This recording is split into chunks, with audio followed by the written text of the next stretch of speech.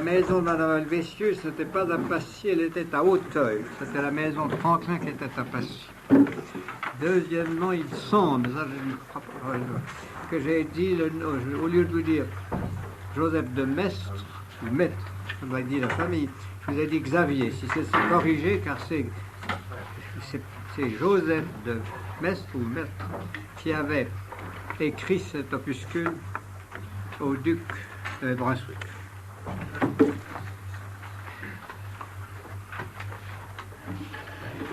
La situation de la France en 1797-99 et celle de la maçonnerie était également paradoxale. La maçonnerie avait donc désormais un centre, le Grand Orient. Et si vous voulez lui écrire une lettre, voilà comment il faut écrire à partir de ce moment-là. L'adresse postale, c'est ceci.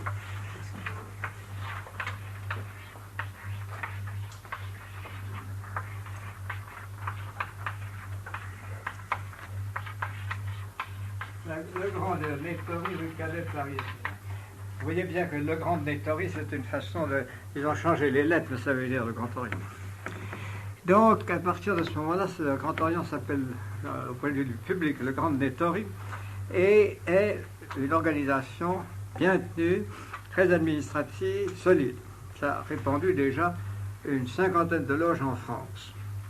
Mais où la vie intellectuelle est maigre, et où il n'y a pas beaucoup d'activité, si ce n'est celle qui vient du centre moral de la maçonnerie, qui est la maison de Mme Helvétius à Auteuil, et des gens puissants de la maçonnerie qui sont les membres de l'Institut, qui est la principale arme de guerre de la maçonnerie.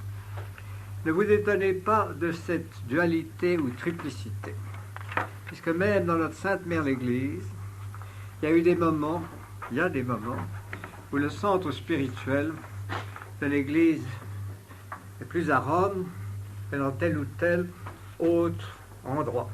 Si vous prenez l'histoire du Xe siècle, que j'aime beaucoup, très jolie histoire, c'est l'époque où on a fait l'Europe, eh bien, le Saint-Siège était très bas, très très bas. Mais le pape eut tout de même la sagesse de donner aux abbés de Cluny un rôle énorme, et Cluny jouait dans la chrétienté le rôle du moteur spirituel et du foyer d'où rayonnait spiritualité, mysticité, liturgie, art religieux, etc. Et pendant un siècle, ce fut ainsi, jusqu'au moment où le Saint-Siège reprit, plus de forme, plus de courage, et fut en même temps non seulement le centre réel, l'autorité de l'Église, mais aussi de nouveau le centre des impulsions spirituelles. Alors vous voyez, il peut donc y avoir dans les grandes institutions le caractère religieux, cette dualité entre l'institution et ce qui en fait le moteur moral et spirituel. La maçonnerie était donc forte, mais vous voyez, il y avait là une certaine ambiguïté. Quant à la France, elle était exsangue et ruinée.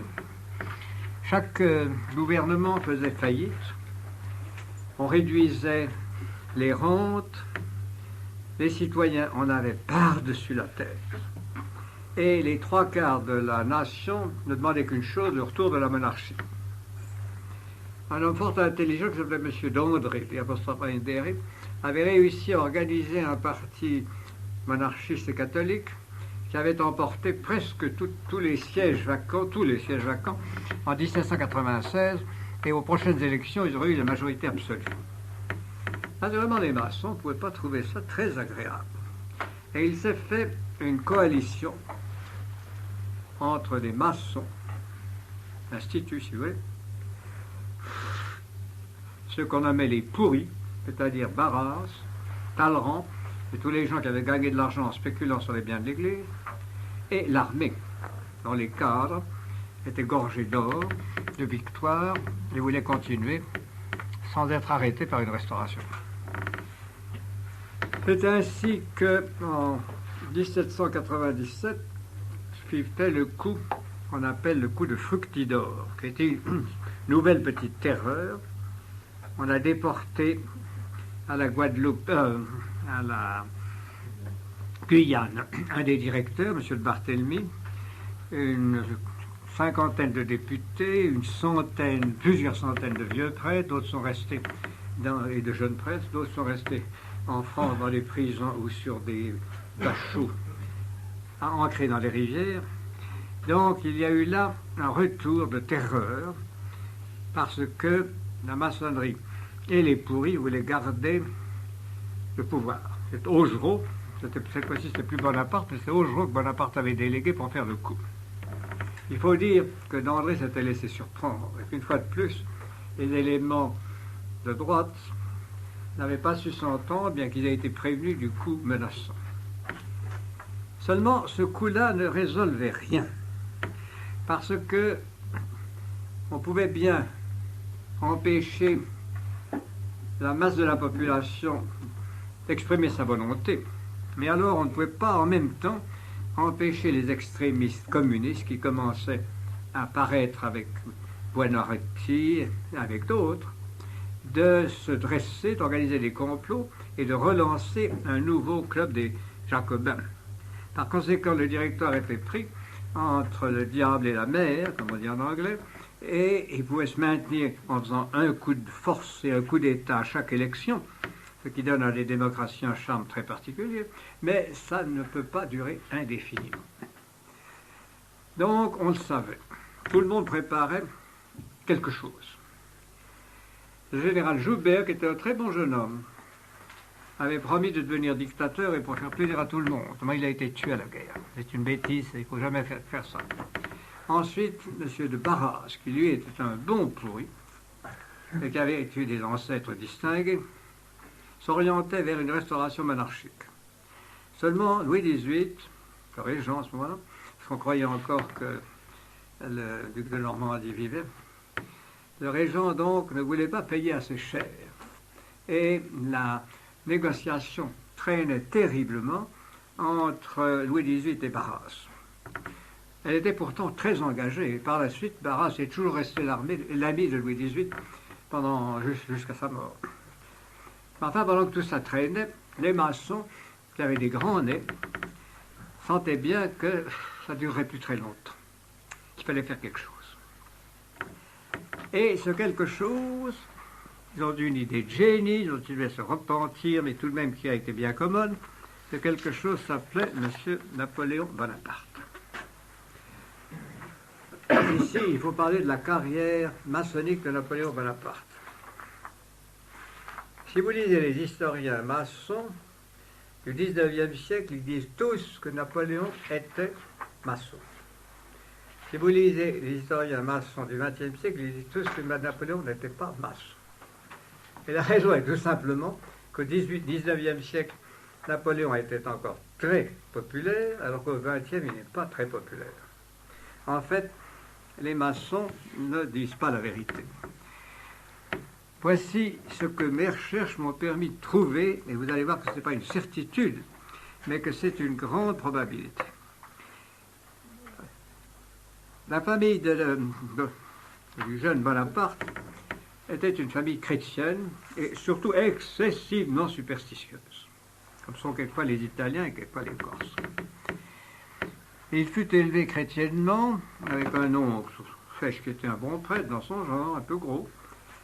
Mais enfin, il fut élevé chrétiennement seulement en même temps quand, pour récompenser le père Bonaparte qui avait servi la France en Corse, le roi de France lui dit d'envoyer son fils aîné à l'école de Brienne pour faire des études aux frais de l'État.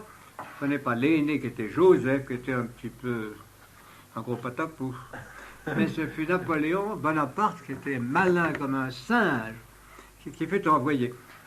Et Napoléon, alors, à Brienne, menait une vie de fou, il organisait toutes les résistances, il classait les gosses en 2 sections, puis il les laissait taper sur la gueule. Enfin, il a eu une vie d'écolier très vive, mais en même temps, il avait une intelligence formidable. Et il est sorti dans l'artillerie avec un bon rang, et il a été dans un régiment d'artillerie. Or, entre 1785 et 1790, tous les régiments d'artillerie avaient des loges. Et automatiquement, quand un jeune officier entrait, dans le régiment, si vous l'avez bien vu, il entrait dans la loge, d'autant plus que, dans ce cas-là, Napoléon avait plus ou moins perdu la foi, qu'il avait jamais eu beaucoup, donc il a certainement été initié dans ce régiment d'artillerie. Et vous comprenez bien que quand il a été premier consul, empereur, il n'a eu aucune fierté, c'est de laisser comme ça inscrire à la maçonnerie comme un petit gigolo, et il a pris les précautions pour que ce soit supprimé, ce qui n'était pas très difficile quand on est empereur. Donc nous ne trouverons jamais la preuve matérielle, mais nous avons 1 million d'indices. D'abord, tous les maçons de cette époque-là l'appelaient le frère Napoléon. Ensuite, il a été le protecteur constant de la maçonnerie. Il en a employé le langage et il a fait, vous allez voir, une politique très nettement maçonnique. L'histoire de Napoléon, donc, comme tous les maçons, il était orléaniste en 1788 et 9. Et il comptait fermement sur la victoire du duc d'Orléans. C'est encore une preuve. Car en général, les factieux qui défendaient Orléans étaient des maçons. Donc il était orléaniste. Et au fond, il a dit une phrase qui est très vraie. C'est que si Orléans avait été un peu plus courageux et Louis XVI beaucoup plus lâche, la révolution aurait mieux tourné, il y aurait eu moins de sang. Mais seulement, le duc d'Orléans était lâche et Louis XVI était courageux. Enfin, il attendait donc le succès du duc d'Orléans. Et quand il a vu que ça ne venait pas, et qu'il y avait au contraire une agitation en Corse, il est reparti vers la Corse, et là il a rencontré un jeune homme assez charmant, qui s'appelait Augustin Robespierre, qui était le frère de Maximilien, dont il est devenu l'ami, et alors du Grand Orient, il est passé dans la Grande Loge, grâce à laquelle il a eu un commandement. À Toulon, il s'est rendu fameux, et il était droit vers la gloire, quand Robespierre est tombé et que lui-même a été mis en prison. Et puis, tout de même, ça n'a pas duré très longtemps. Les thermidoriens avaient peur de décapiter trop. Donc il est sorti de prison, mais le jeune Napoléon était dégoûté de la France, dégoûté de tout ça, et il traînait des bottes percées sur le pavé de Paris avec l'intention d'offrir ses services soit à la Russie, soit à la Turquie. Mais à ce moment-là, M. Daunou et M.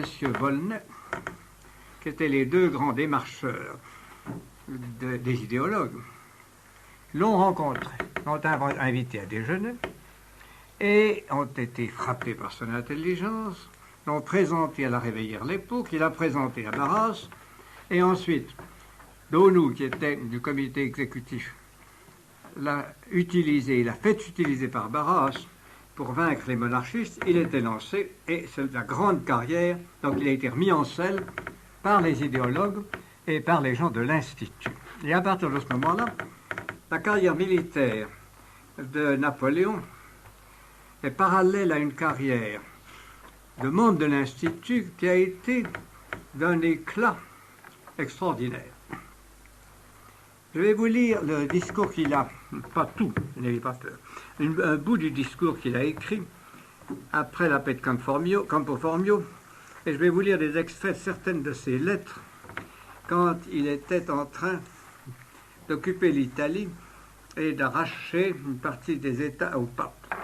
Voici ce qu'il écrivait à ses amis maçons. Vous verrez bien que ça a une odeur maçonnique. L'armée est à 3 jours de Rome. Je suis à traiter avec cette prêtraille.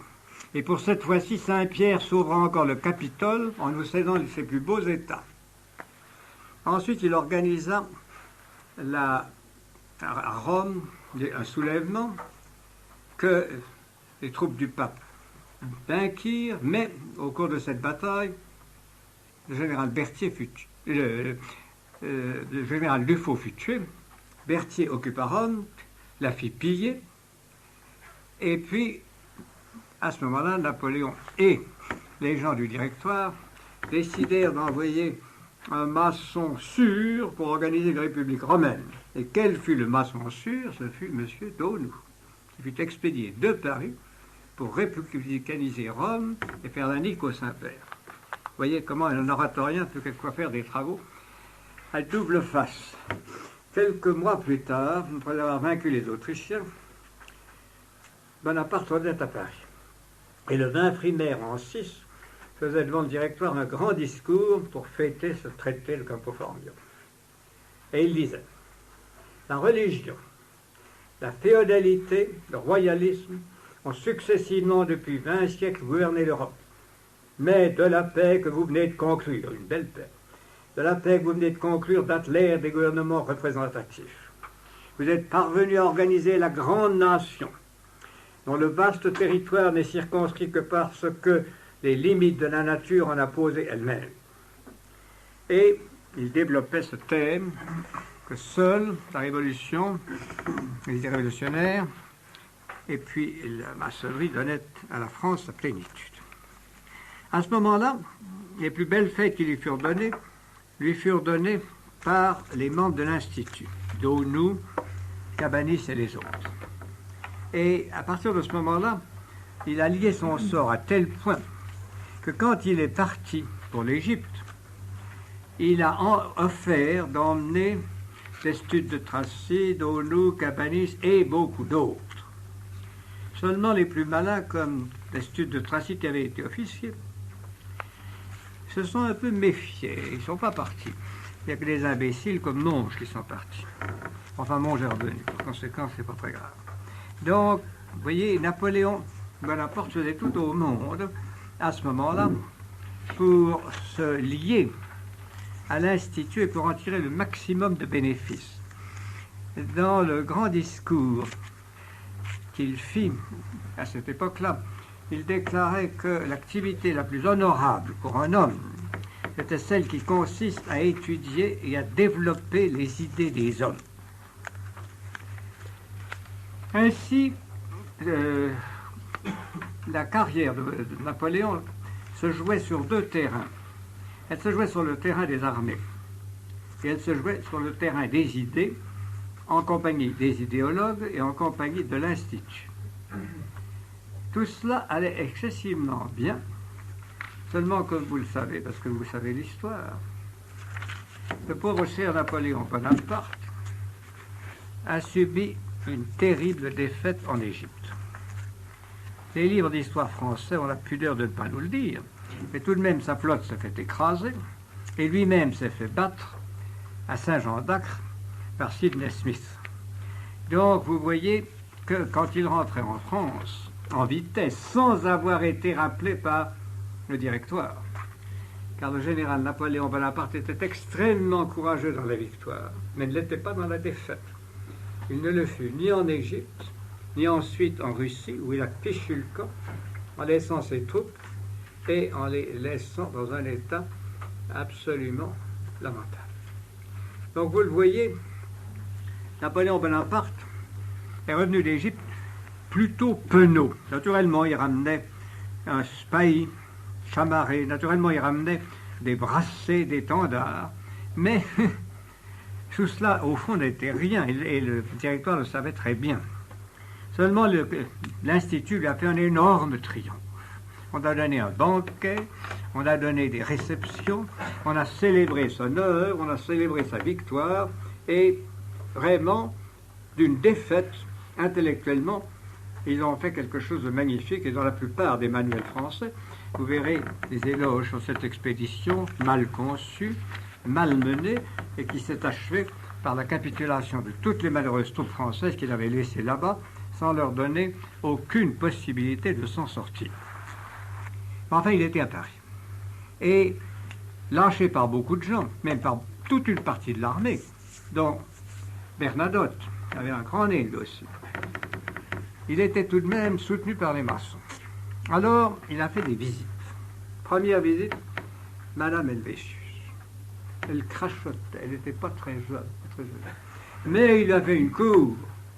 Et alors, grâce à cela, eh bien, elle a été séduite. Ça arrive aux vieilles dames.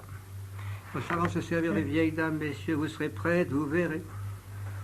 C'est quelquefois ce qu'il y a de plus intelligent sur Terre. Eh bien, donc il a eu Madame Helvétius. Et en même temps, il a eu Cabanis. Cabanis était un être frêle, charmant. maçon, mais quelqu'un de raffiné. Et l'intelligence extraordinaire de Bonaparte, avec l'intelligence intuitive de Cabanis, se sont plus. Et donc, Cabanis est de tous les idéologues maçons celui qui a marché avec une fougue, avec une affection très spéciale pour Bonaparte. Car Daunou se méfiait un peu. Daunou était un vieil ecclésiastique rouvelard et il voyait bien que ce jeune homme avait le dos bien dur et le regard bien âcre. Mais enfin, Cabanis ne se méfiait pas. Et pour préparer Brumaire, l'opération fut faite en grande partie par la maison d'Auteuil, où les deux frères de Napoléon, Joseph et Lucien, qui étaient l'un et l'autre députés et membres du Sénat, avaient leur entrée. Et ainsi, Napoléon fut l'homme providentiel pour les maçons, qui évitait la monarchie, qui évitait le communisme et qui escamotait la restauration sur laquelle comptait Louis XVIII. Napoléon fit comme on fait dans les omelettes.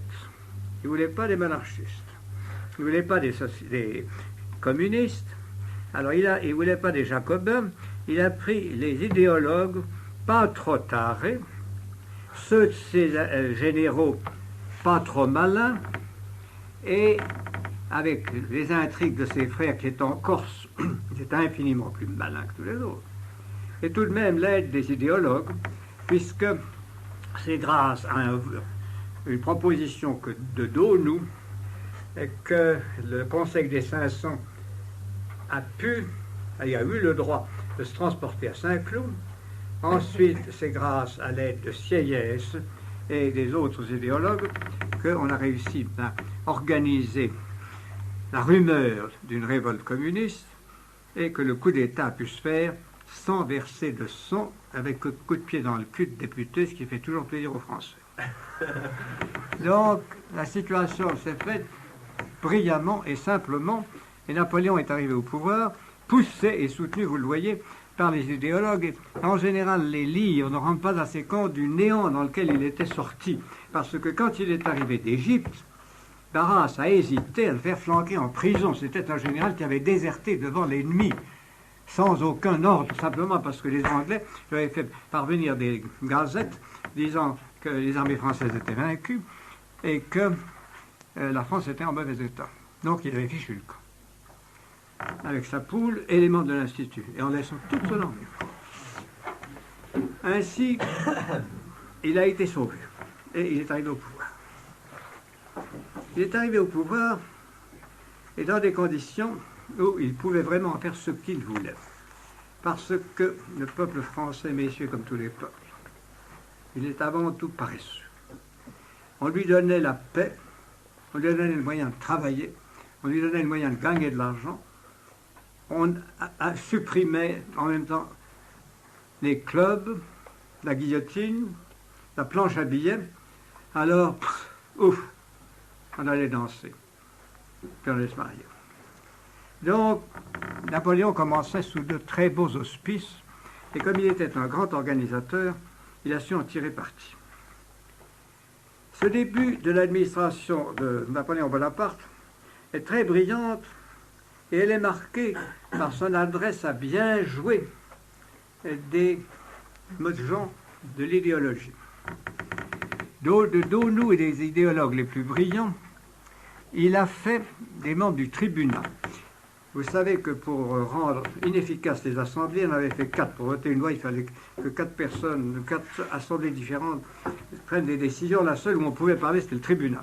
Alors, il connaissait ces vieux messieurs, il savait que c'était bon pour eux de parler, alors il les a flanqués au tribunal. Il a mis là, Daunou, quelques autres, et puis un autre monsieur Sarmont, qui était un petit peu idéologue, mais pas tout à fait, monsieur Benjamin Constant. Benjamin Constant était un esprit très brillant, très intelligent, un assez honnête homme, et auquel la divine providence avait infligé une punition terrible. Il était l'amant de Madame de Staël.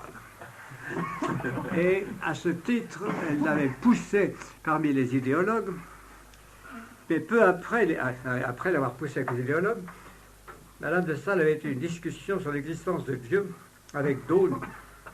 Et elle avait engueulé Daunou. Ce qui avait brouillé Madame de Staël. Qu'elle était déiste. Elle était protestante, mais elle était déiste. Elle aimait presque autant Dieu que les hommes, et c'est pas peu dire, ça. Donc, elle s'était brouillée avec les idéologues, et en même temps, elle avait rendu la situation de Benjamin très délicate. Quoi qu'il en soit, le consulat commençait dans cette nuance. Gouvernement issu d'un gouvernement issu de la Révolution, mais qui apportait l'ordre, le calme et une certaine dose de silence, parce que Napoléon voulait qu'on lui obéisse et qu'on se mette au garde-à-vous. Donc, quand les gens du tribunal, même M. Daunou, ont commencé à faire un blablabla, et à parler de la liberté, puis on a vidé le tribunal et on a mis M. Daunou conservateur des archives de l'Empire. Sois bien gentil. Il n'a pas bougé. Mais il y avait un problème. Napoléon avait mis la main, vous verrez comment, sur la franc-maçonnerie. Et il y avait une autre force qui se reformait. Et cette autre force, c'était l'Église. Et Napoléon était bien trop malin pour ne pas essayer de mettre la main sur elle aussi. L'opération s'est appelée le Concordat. Le Concordat consistait à reprendre l'idée de la constitution civile du clergé en la rendant beaucoup plus modérée, pratique, et en affectant à l'égard du Saint-Siège un certain respect. Je dis affectant, vous verrez pourquoi. Or, le pauvre cher pape, vieux, très désireux de voir en France renaître la religion, très désireux de voir les malheureux prêtres français cesser d'être persécutés, a écouté Napoléon. Et le concordat a été fait dans des conditions telles que le culte pouvait reprendre à peu près dans tout le pays, tout à fait, à condition que tous les évêques démissionnassent et que Napoléon en nomma à son goût, avec le contrôle du Saint-Père. C'était une première chose. Bien. Deuxièmement, après ce coup de pouce, Napoléon a ajouté, sans prévenir le pape, au texte du concordat qui avait été discuté avec les envoyés du pape, des articles qui étaient de sa seule main. Et ces articles muselaient l'Église. Ces articles muselaient l'Église en interdisant la création de petits séminaires, ou du moins en laissant une très petite latitude, et en limitant extrêmement les grands séminaires. L'Église existerait, l'Église fonctionnerait, l'Église imposerait un catéchisme où parmi les devoirs essentiels de l'homme, il y avait de servir l'empereur. Je l'ai à part, je vais vous l'apporter, je vous l'apporterai la prochaine fois. Il y avait une question, quel est le premier devoir d'un citoyen français catholique? C'est de rendre hommage, service et fidélité à Sa Majesté. Bien. Donc, ça, il était content, oui. Et en même temps, il tenait l'Église. Daunou l'avait compris. C'était sous une forme un peu adoucie, la même idée donc que celle de constitution civile du clergé, seulement les plus excités, et en particulier M. Volney, ont été furieux. Volney a été voir Bonaparte et lui a dit: tout de même, monsieur le premier consul, est-ce que c'est cela que vous nous, citoyen premier, est-ce que c'est ça que vous nous aviez promis? Bonaparte a dit: calmez-vous. La religion en France a la mort dans le ventre. Vous en jugerez dans 10 ans.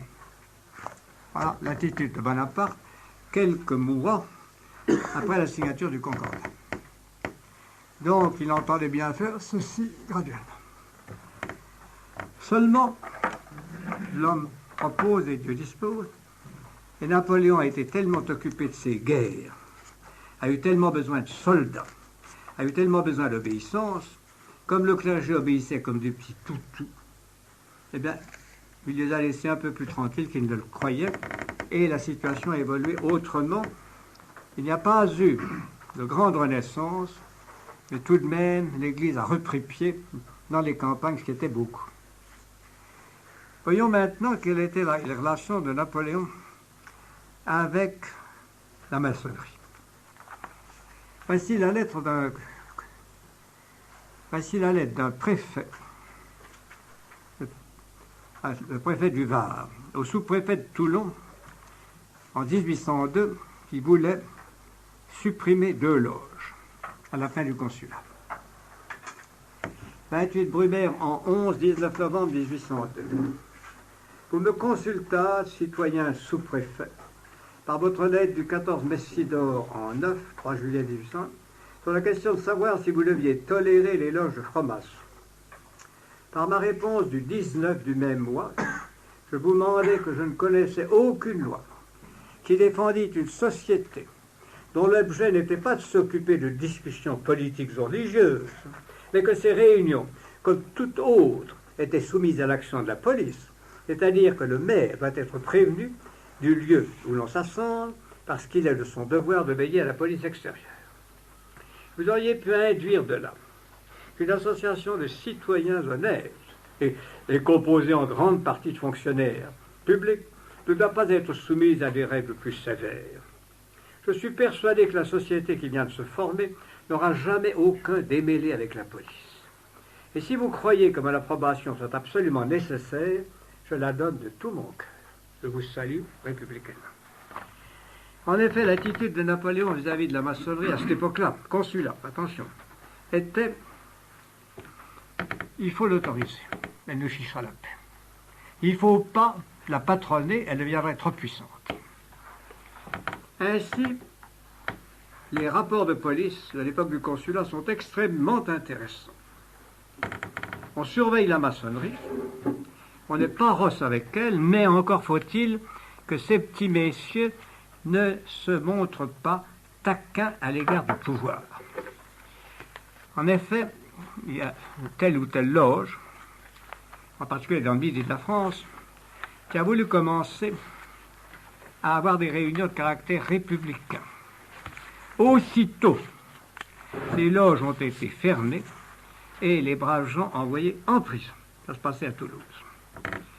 Donc, vive la maçonnerie, mais vive la maçonnerie bonapartiste. Les maçons l'ont très vite compris. Ils ont créé une série de loges qui s'appelait Saint-Napoléon, qui s'appelait Loge Bonaparte, etc.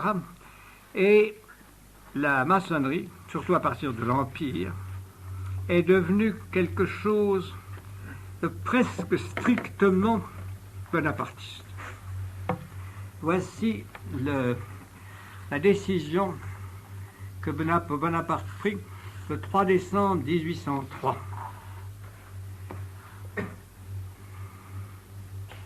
Complété par les décisions du 20 décembre et du 4 novembre 4. Il réorganisa de sa propre autorité le conseil directeur du Grand Orient. Il donna comme grand maître adjoint son frère Louis, qui sera remplacé par l'archichancelier Cambacérès. Masséna, qui était un Israélite du Midi, en est appelé le grand administrateur. Le sénateur était M. de Choiseul-Praslin, un de ces nobles qui avait lâché la monarchie, qui était maçon et qui s'était rallié au nouveau régime. Murat et Lacépède étaient grands surveillants. Lalande était grand orateur. Quel est le rôle du grand orateur? C'est de parler. Pourquoi parle-t-il? Pour exprimer la doctrine. Or, Jérôme Lalande était, dans la maçonnerie, le plus violent de tous les athées, en même temps qu'il était un fameux orateur. Vous voyez donc qu'on respectait la doctrine maçonnique, pourvu qu'il vous foute la paix. Le sénateur Jaucourt, grand secrétaire, l'amiral Magon, grand trésorier, Bernonville et MacDonald, grands experts, Sébastiani, grand garde des Sceaux, Kellerman, garde des archives, le sénateur de Luynes, même situation que pour Choiseul-Praslin, grand architecte, etc. Augereau, grand hospitalier, tout ça. Vous voyez donc à quel point Napoléon, pour être plus sûr de ses braves gens, avait mis dans les cadres sa famille. En 1805, c'est son frère, Joseph, qu'il nomme le grand maître du Grand Orient, avec Murat et Cambacérès comme adjoint. C'était une maçonnerie qui adorait Napoléon. Pour vous distraire un instant au milieu de ces choses graves, je vais vous lire le récit qui est vraiment assez drôle d'une séance. Il faut que je la retrouve d'abord. une séance d'une loge maçonnique de l'époque et vous verrez combien c'était touchant. Vous y verrez aussi une autre chose sur laquelle j'insisterai. Ceci se passait en 1808. C'était une réunion de la loge, de la révérende loge Saint-Jean de Jérusalem, sous le titre distinctif de la Concorde, loge régulièrement constituée à l'orient de Colmar, Strasbourg, etc. Il y avait 24 pages. On recevait des frères visiteurs de Sarlat en France, de Cassel en Allemagne, et des divers régiments répandus en Allemagne. Je reviendrai là-dessus. On procéda à des acclamations en l'honneur du frère Desportes, rénovateur de la loge. Il y eut un grand discours. Ensuite, on initie des profanes, qui étaient les officiers de régiment. On installe les dignitaires. On inaugure un buste de l'empereur et un autre de Cambacérès. On fait une prière au grand architecte en lui demandant sa protection pour la maçonnerie et pour Napoléon. On s'occupe des affaires courantes et puis on fait un grand éloge de Napoléon, discours en 5 pages.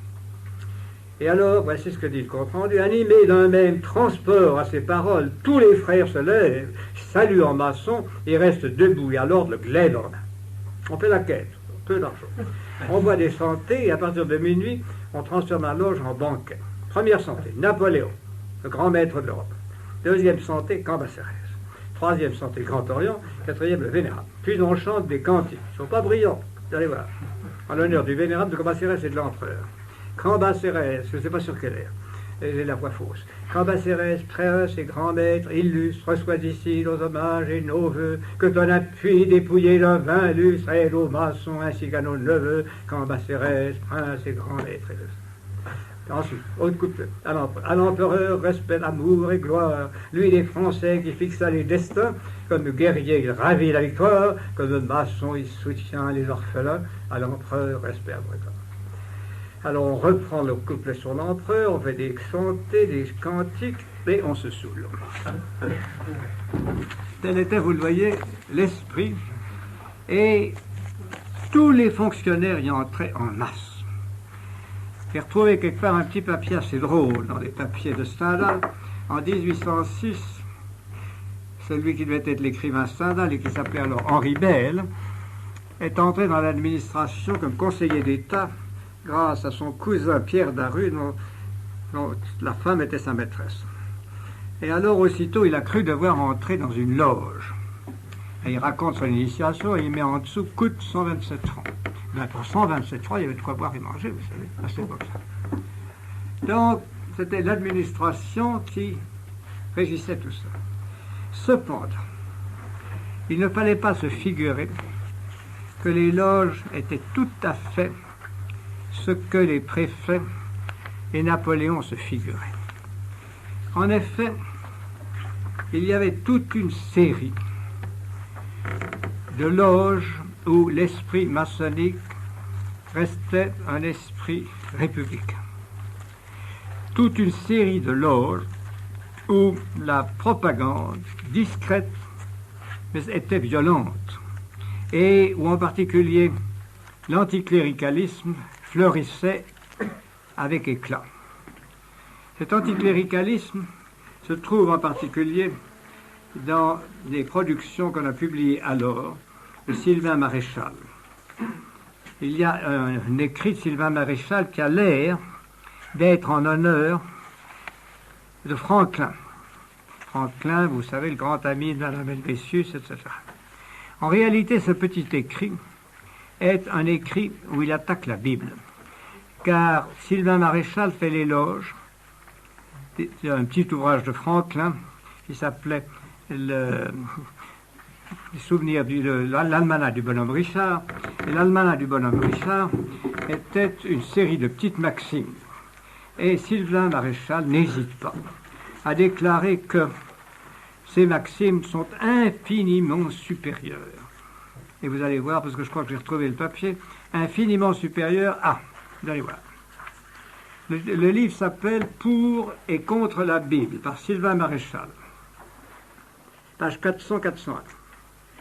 Il y a 25 ans, un véritable grand homme publia dans les Deux Mondes un livret d'une vingtaine de pages, qui peut-être a déjà fait plus de bien à l'espèce humaine que tous les livres composés avant et depuis.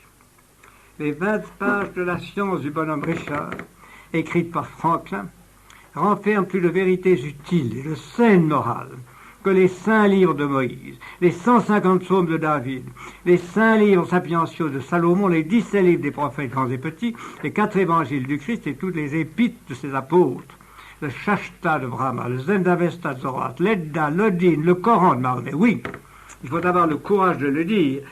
Devrais-je mettre... etc. Oui, Franklin, avec son petit livre, en 10 feuillets, a rendu un bien plus grand service à ses semblables que Moïse, David, Salomon, les prophètes, Jésus, Zoroastre, Brahma, Odin, Mahomet, avec leurs sublimes et saintes écritures. Oui, l'espèce humaine ne sera sage, tranquille et heureuse que quand elle aura le bon esprit de fermer tous ces beaux livres et de sentir aux 20 pages de Franklin. C'était donc d'une façon un peu patelarde, mais tout de même, toujours cet effort maçonnique dont je vous ai parlé, pour ramener à la sagesse humaine et à l'égoïsme, à l'utilitarisme, toutes les notions morales et spirituelles. Eh bien, ce travail se continue. Et il se continue avec une violence particulière dans les loges militaires. Les loges militaires de l'Empire ont été extrêmement nombreuses. Voici une statistique qui vient d'un ancien maçon. Les loges, grâce à Napoléon, grâce à l'entrée en masse des fonctionnaires, étaient devenues quelque chose de absolument général en France, dans l'armée, et alors en même temps, bien entendu, dans toute l'Europe. Et c'est cela qui, à cette époque-là, est aussi importante.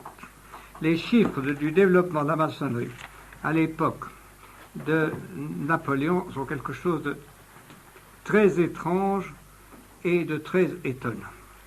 En 1800, il n'y avait que 72 loges. En 1802, 114. En 1804, 300. En 1806, 665. En 1810, 1160. En 1914, 1219. Donc environ la moitié dans les régiments. Vous avez vu tout à l'heure qu'à la loge de Strasbourg, on recevait des gens de Cassel et d'ailleurs. Les loges militaires étaient des loges, elles, très anticléricales. Partout où allait l'armée française de cette époque-là, qui avait commencé par être une armée révolutionnaire, où les cadres étaient d'anciens officiers révolutionnaires, partout ils pillaient les églises, malmenaient les filles et faisaient la chasse aux curés. C'est ainsi que la guerre d'Espagne, commencée en 1808, on peut le dire, a été une lutte au couteau entre le clergé espagnol, le bas clergé, et les troupes françaises. Si vous voyez les albums que Goya a fait à ce moment-là, vous y verriez des prêtres écorchés vifs et crucifiés, mais les soldats français aussi, privés d'ornements très utiles à l'homme, écorchés vifs et aussi crucifiés. C'était donc, vous le voyez, une guerre sans merci. On brûlait les églises, on massacrait les prêtres, on violait les religieuses, etc. C'était quelque chose comme un prélude à la guerre civile espagnole. Et les armées françaises jouaient un rôle d'instaurer en Espagne un élément anticlérical qui n'existait pas alors. Ceux qu'on appelait les afrancesados, c'était presque tous des révolutionnaires et des jacobins. En Allemagne, la situation était la même. Et dans l'Italie du Nord et du Centre, la situation était exactement semblable. Le parti francophile était le parti anticlérical qui se réunissait dans des loges où les militaires français anticléricaux, les Italiens athées, battaient le maillet ensemble. Et il en allait de même en Allemagne. Donc vous le voyez, si en France, la maçonnerie officielle gardait une certaine modération, parce que l'empereur n'aurait pas aimé qu'on fasse trop de bruit. Dans les armées, ça allait beaucoup plus rondement, et c'était les armées qui créaient dans toute l'Europe cet anticléricalisme à base de haine française, qui a marqué dans la plupart des endroits le développement du bonapartisme et qui marque encore en Allemagne la vie maçonnique. J'ai été très étonné pendant l'occupation de voir l'espèce de passion qu'avaient les Allemands de gauche, pas de droite, pour Napoléon Bonaparte. Napoléon donnait à la maçonnerie une autre satisfaction très grande. Je vous ai signalé ce matin que les idéologues avaient créé l'Institut, les écoles normales. J'ai oublié de vous dire qu'ils avaient créé aussi l'école polytechnique et toute une série d'autres institutions. Napoléon a tout de suite compris l'avantage qu'il y avait à ça. Et il a mis, pour la première fois en France, et pour la première fois en Europe, peut-être une décision d'une extrême gravité, il n'y a que les Russes qui soient allés plus loin. Pour la première fois en Europe, il a mis les universités et les collèges secondaires entièrement entre les mains de l'État. Et il a confié la direction de l'université à un ancien protestant, maçon, idéologue, à vrai dire très bien élevé et assez joli garçon, qui s'appelait M. de Fontane. Et Fuentealbes. Quel était l'esprit de l'université? Eh bien, c'était l'esprit des idéologues. Tous les idéologues qui avaient quitté le gouvernement, qu'il s'agisse de Volney, qu'il s'agisse d'Aunoux et des autres, enseignaient dans ces universités de l'État et dans les collèges de l'État. Les collèges de l'État étaient des collèges militarisés. Les gosses se réunissaient au tambour, les classes commençaient au tambour, finissaient au tambour, tout le monde avait des uniformes, les professeurs avaient des grades un peu comme à l'armée, donc c'était militarisé. Et Napoléon s'en occupait avec tellement de soin que quand il était à Moscou, en attendant qu'Alexandre Ier lui offrit la paix, il se distrayait en corrigeant des sujets de Bachot et en envoyant des instructions au grand maître de l'instruction publique. C'est vous dire à quel point il lui semblait nécessaire de former et de façonner cette jeunesse bourgeoise du début du siècle. Et pour vous prouver qu'il n'a pas perdu son temps, je vous rappellerai que dans toutes les conspirations jusqu'à 1860, aucun ouvrier n'est entré, aucun paysan, que tout a été fait par la jeunesse des écoles, en particulier les polytechniciens. Vous le verrez quand je vous parlerai demain de 1815 à 1830. Donc, on a chauffé à bloc avec les doctrines de liberté, égalité, fraternité, avec une version fausse de la Révolution, avec une diffamation constante du travail de la monarchie et de l'Église.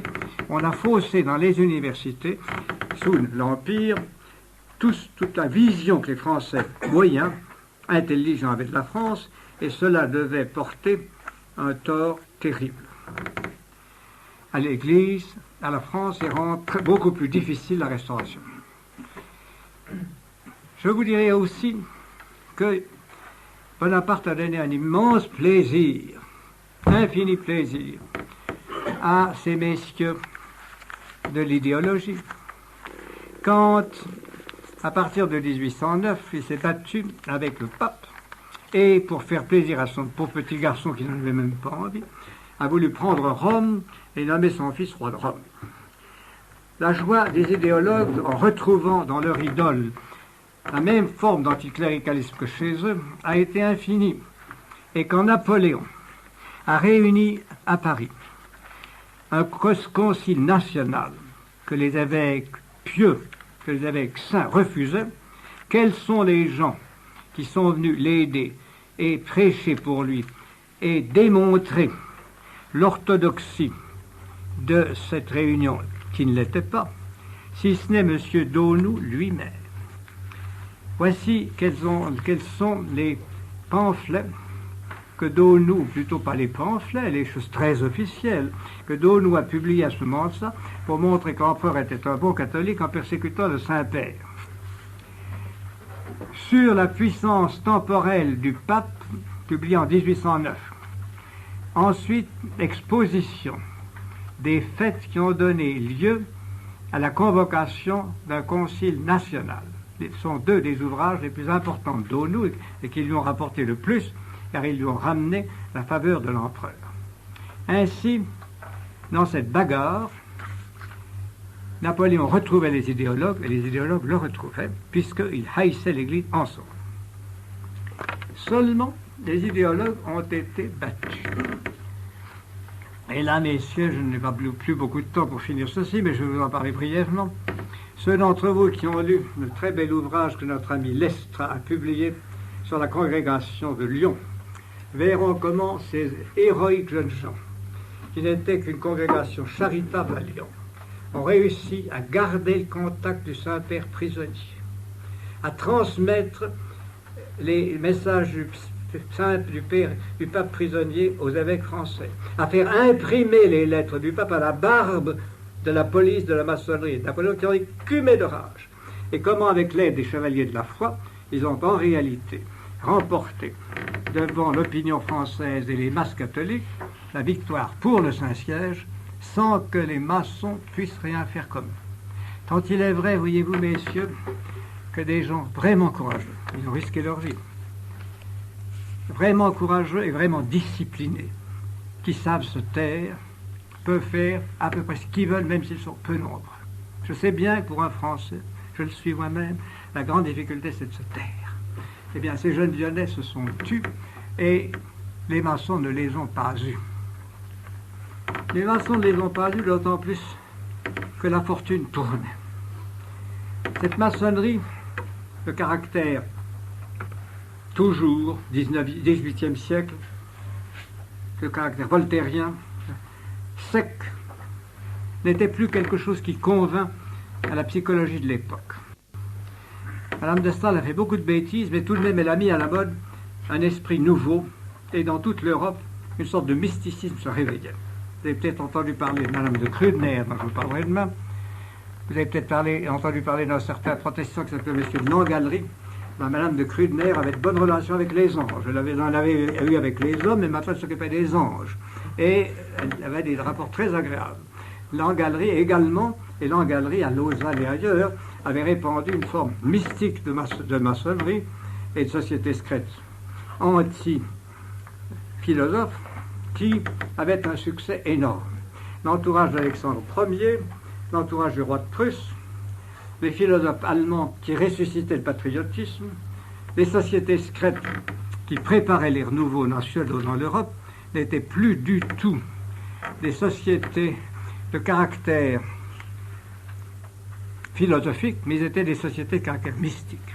Et par conséquent, la franc-maçonnerie française se trouvait en face d'une difficulté très grande. D'autant plus qu'en France et en Italie naissait un autre mouvement purement populaire qu'on a appelé la charbonnerie. Ça remonte très loin. La charbonnerie, ce sont les réunions de charbonniers, de gens qui... Voici, c'est la figure pour pouvoir assassiner les gens qui les gênaient. Mais à cette époque-là, la charbonnerie n'était pas encore ce qu'elle est devenue. Elle était des associations, surtout de paysans et de gens du peuple qui ne voulaient pas aller à l'armée. Je parle de la France. En Italie, c'est autre chose. En France, on en avait assez de l'armée. C'est pas quand Napoléon disait « j'ai un revenu de 300 000 Français par an », la chose peut paraître assez jolie, bien qu'elle soit monstrueuse, mais on en avait assez. Et dans tous les départements de l'Ouest et du Sud-Ouest, à partir de 1810, les jeunes fermiers, les jeunes paysans, ou bien se coupaient le pouce, parce qu'on ne peut pas aller à la guerre, ou bien se cachaient dans les forêts, et entraient dans ces loges de charbonnerie, qui étaient des choses beaucoup plus simplistes. Les bons cousins charbonniers étaient en somme des associations où les grades avaient un caractère familier. Les gens se appelaient entre eux de cousins et ils se retrouvaient dans les bois, en particulier dans les endroits où on faisait du charbon de terre, des charbons de bois. Ils avaient donc, ils s'aidaient les uns les autres et contre l'armée, contre les sergents recruteurs, et ils préparaient cette résistance passive qui a fait enfin tomber Napoléon Ier et son régime.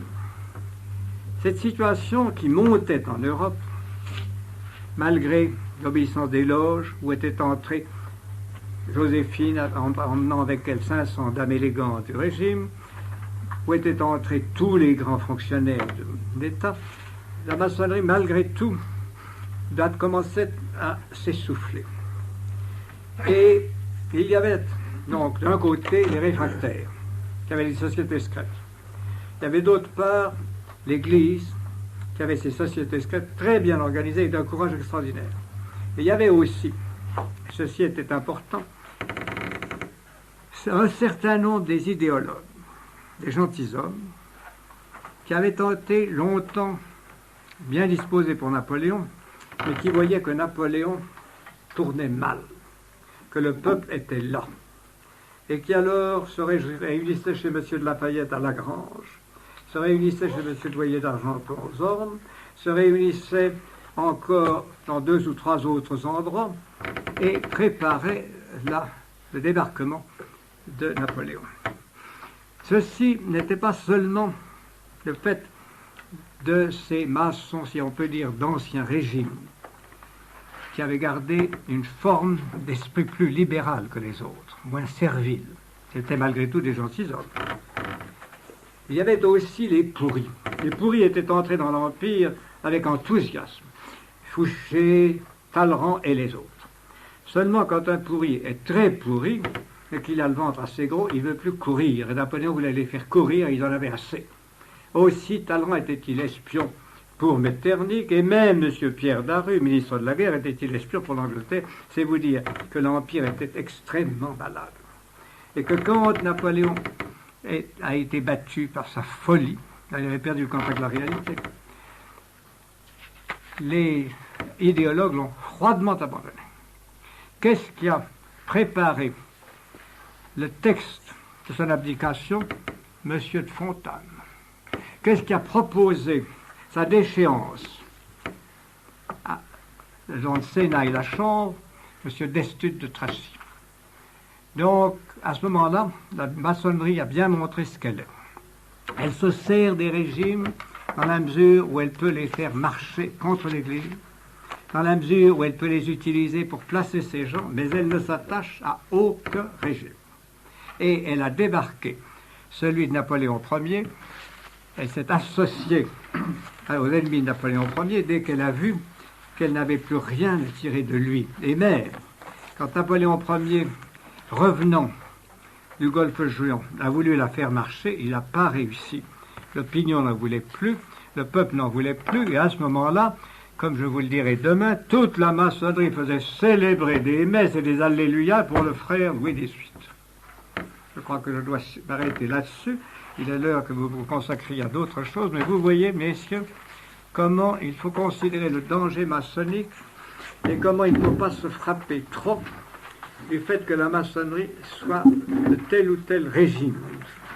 La maçonnerie n'est jamais vraiment fidèle à aucun régime, elle n'est fidèle qu'à son idée secrète, qui est de s'imposer et d'imposer à travers le régime existant les idées qui sont les siennes. Si vous avez quelque chose à me demander, demain au début,